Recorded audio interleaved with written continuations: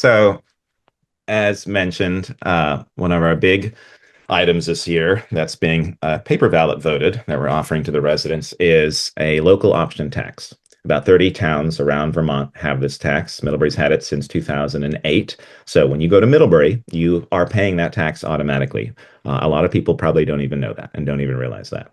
So the local option tax is a 1% additional levy on sales tax, meals tax, alcohol tax, which means alcohol beverages when you go out to dinner, and lodging, any rooms, are estimated based on 2024 figures that if we added this to Bristol and it gets passed, then everyone who comes to Bristol, everyone who lives in Bristol, everyone who comes to Bristol who pays tax in those four areas would contribute to this fund. And our estimate based on 2024 numbers is $250,000 for the town. This will come in quarterly amounts, so we'll know very quickly how it's working for us as we get those payments if this passes. But as I said, the revenue comes from anyone shopping, visitors, commuters, residents of nearby towns. Anybody comes to Bristol and makes taxable purchases will be paying a 1% into this fund, and it's not very much. You can think of it as a penny on the dollar. Um, Essentials such as groceries and prescriptions and clothing are exempt. Anything that doesn't have sales tax right now does not have this applied to it. So as I said, 30 Vermont towns use it. They use it in a variety of different ways. Some towns had flood resiliency, others do bicycle and pedestrian improvements, fire and highway department replacement equipment, things like that. But it gives us an opportunity to have another source of funding. We know that property tax, we're very mindful that property taxes go up every single year. We try to keep them as low as we can. We have other entities around us that contribute a lot to the property tax. We feel as a town we're very good and we're very mindful of our budget. So allowing us to do and collect the local option tax gives us another way to bring money into the town to support the things that need to happen here. So as I said, visitors, commuters, residents of nearby towns and locals. So if you're coming in, you're doing any of the hiking, outdoor recreation, scenic exploring, you're going downtown, you're spending money in stores, you're spending money with eating, you're helping purchase and buy into that and help support Bristol. Anyone who comes for our events, 4th of July, Pocock Rocks, or Harvest Festival, we get thousands of people every single year coming to those events. And that's just on a single day. All of those people will be helping, or a great majority will help support if we have the local option tax available to us, as well as in our stores and our restaurants, things like that. So yeah, 250,000. That's based on sales figures for 2024.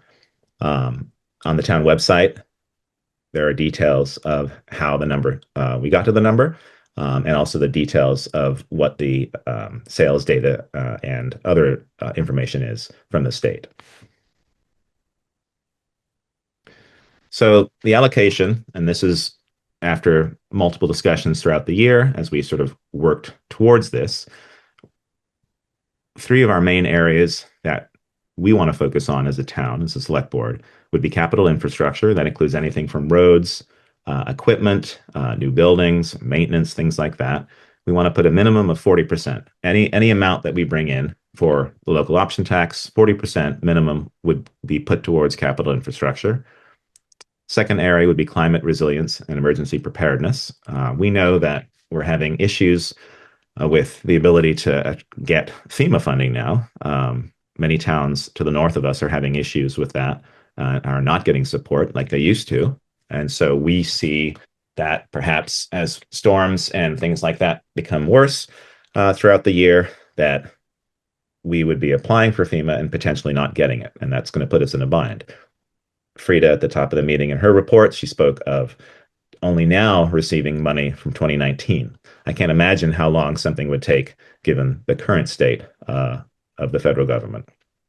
So we want to put together at least minimum of 20%, putting away money for those events that we need support and need to change.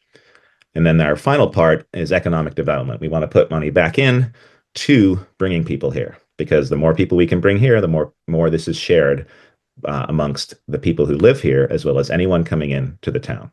So a minimum of 20%. 40-20-20 doesn't add up to 100, but that's because we want to have 20%, so we're flexible. We want to put a little bit more into capital infrastructure or economic development. We have the ability to do that. If we set hard numbers and the voters vote for them, we have to stick to them. So we want to be a little flexible to be able to allow us to be able to move some things around and increase funds if we needed to.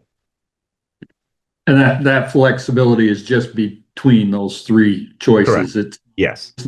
used for something else. Yeah, that's correct. So, capital infrastructure, road resurfacing bridges, water sewer systems, municipal facilities, heavy equipment replacement. That could be fire department, could be public works department. Many of those vehicles are we're into 500,000, 600,000, almost going to $1 million per vehicle. A lot of our capital funds work towards that, and we have long-term, long-range plans. But as each year passes, that stuff becomes more and more expensive. So we want to put towards that.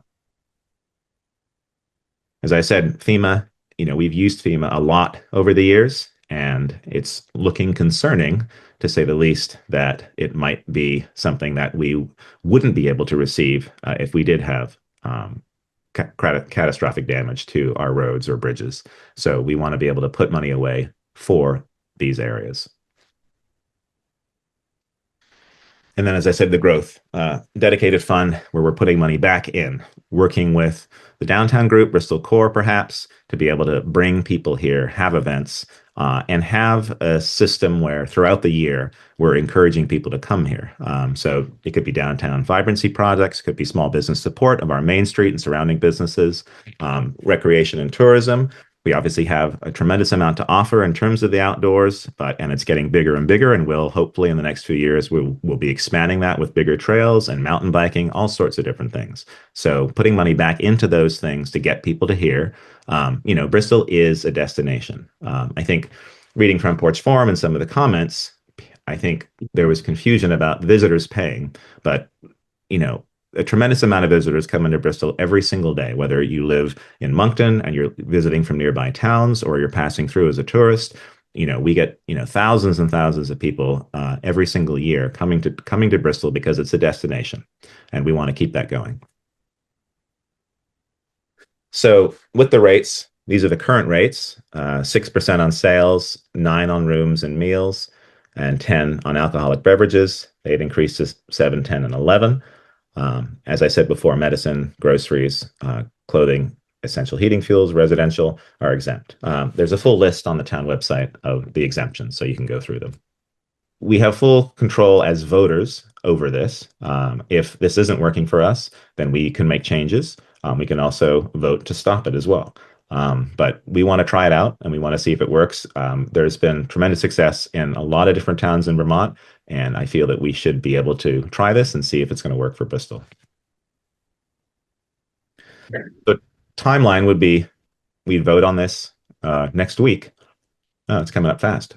And we would send a notice to the Department of Taxes by the end of March, and then we would start July 1st, and we'd receive first revenue from this October 26th.